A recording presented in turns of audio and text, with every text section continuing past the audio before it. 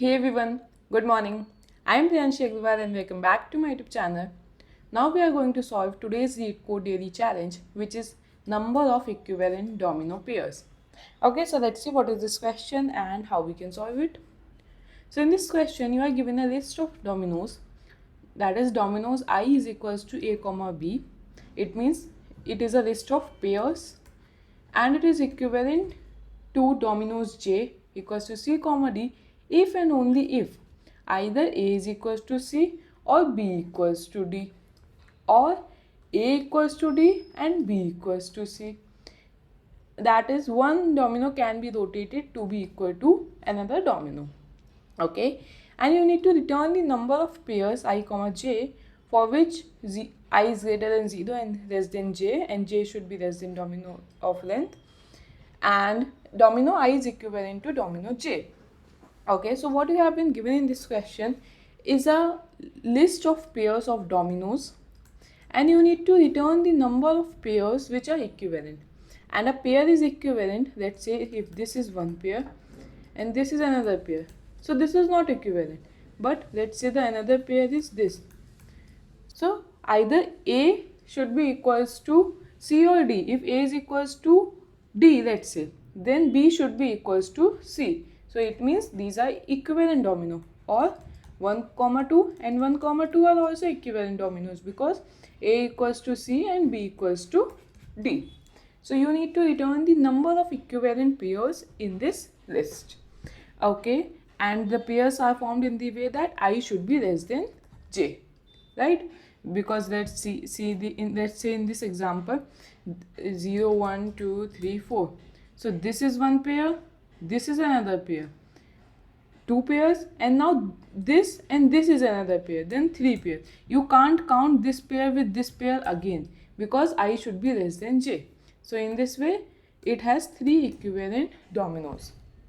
Okay, now how we can solve this question? Okay, so let's see how we can solve it. Let's say we have an example 3 comma 4 and 5 comma 6.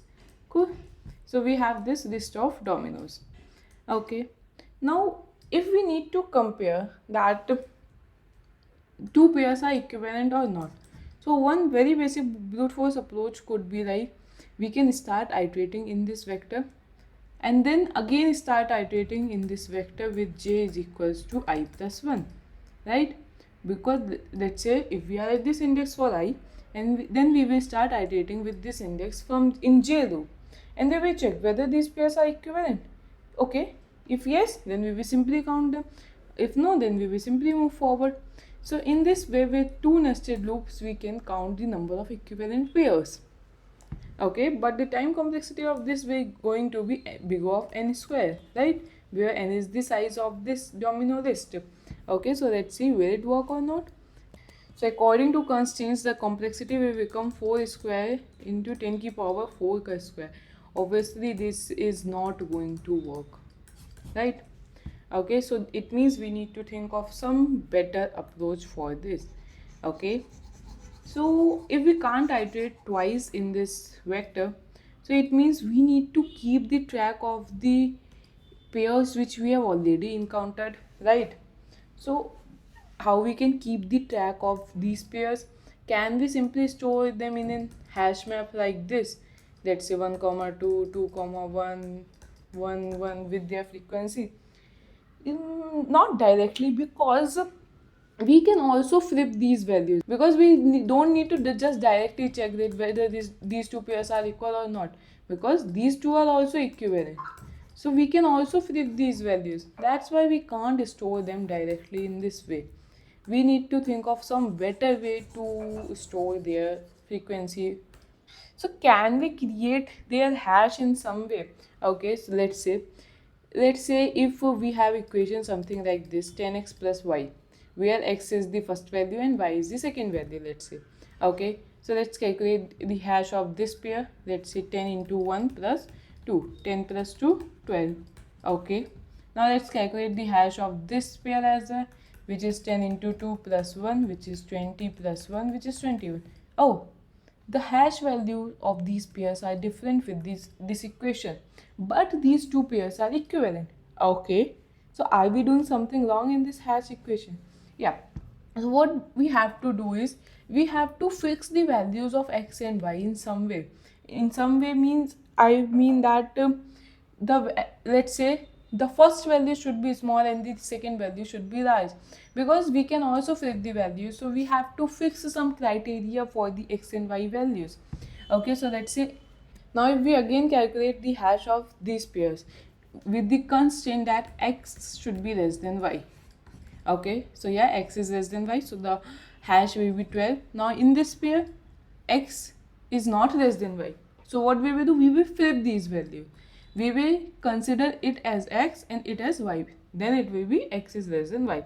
Okay, now let's again calculate their hash. 10 into 1 plus 2, which will be 10 plus 2, which will be 12. Yeah, now these two values are equal. It means we have got our equivalent pairs. So yeah, in this way we can keep the track of the pairs which we have already encountered by calculating their hash values with this equation with the condition x is less than y. If x is not less than y, then we will flip these values. It means we will consider the second value as x and the first value as y.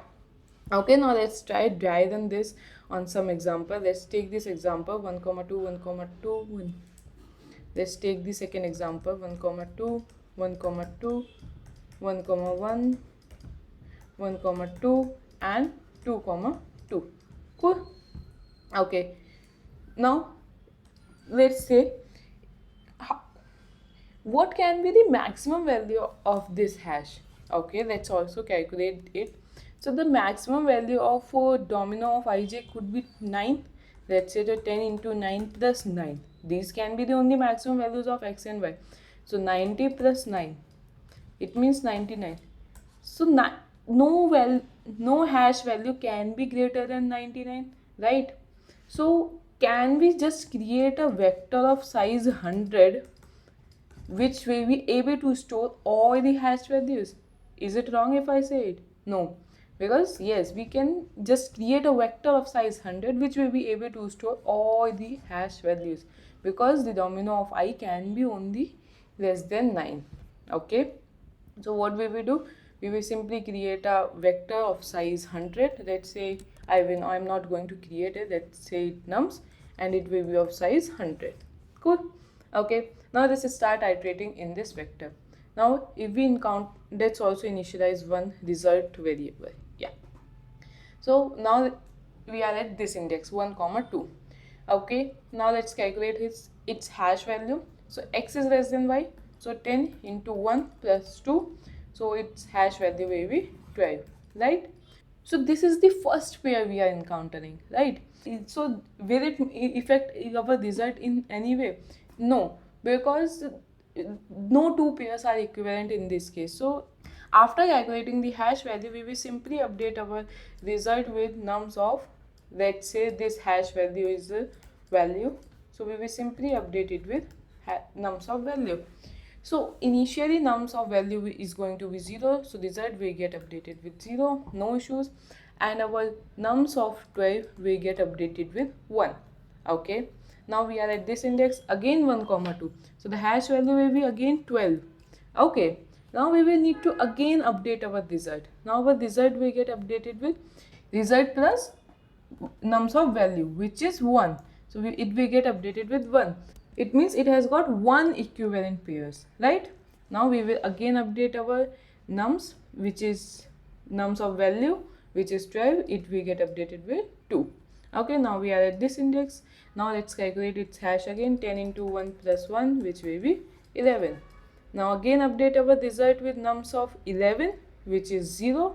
So 0 will get added, which will not make any change. So 11 will get updated with 1. Cool. Now again we are at this 1, 2. Now again hash will be 12. Result will get updated with plus 2. So it will become 3 now, because now there are existing 2 pairs and we have got third pair. So obviously it is going to form again new 2 equivalent pairs. So that's why 2 will get added. Now again 1 will get added in this. Now we are at this index, which will be 10 into 2 plus 2. which will be 20 plus 2, which will be 22. So this 0 will get added in the result, which will not make any change. So 22 will get updated with 1. Okay, so now we came to the end of this domino vector and the final result is 3. So let's match it with our answer. So yeah, its final answer is 3. So what we have done in this question is that we have created a hash equation which we with the help of which we will be able to keep the track of all the pairs, and the value of that hash equation can be a maximum of 200. So that's why we have created a vector of size 100 to store all the hash values. Okay, so let's see its code so that you will get a better idea. So let's say if I will store the domino size in n, and let's say we will create a vector num of size 100 initialized with 0. Now let's start iterating in the dominoes, and if let's say we will initialize a int value, and if dominoes of I0, it means x, is less than dominoes of I1, then what we will do, we will simply update our value with 10 into dominoes of I0 plus dominoes of I1. Good. Otherwise what we will do, we will simply update our value with 10 into dominoes of I1 plus dominoes of I0, right? Because then we can flip their values. And after this what we will do, let's say we will initialize a result variable as well. So result plus is equals to num of value, and num of value will get updated. By the end of this loop, we will simply return result. So let's try run this. Yeah, it's working fine. Let's try submitting it. Yeah, it's working fine. So now let's talk about its time and space complexities.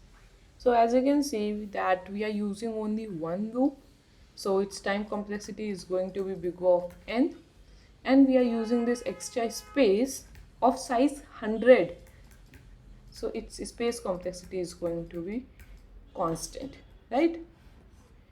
So yeah, this was all for this question. I hope you get it, but if you still have any doubts, then you can post in the comment section. I will surely try to answer them.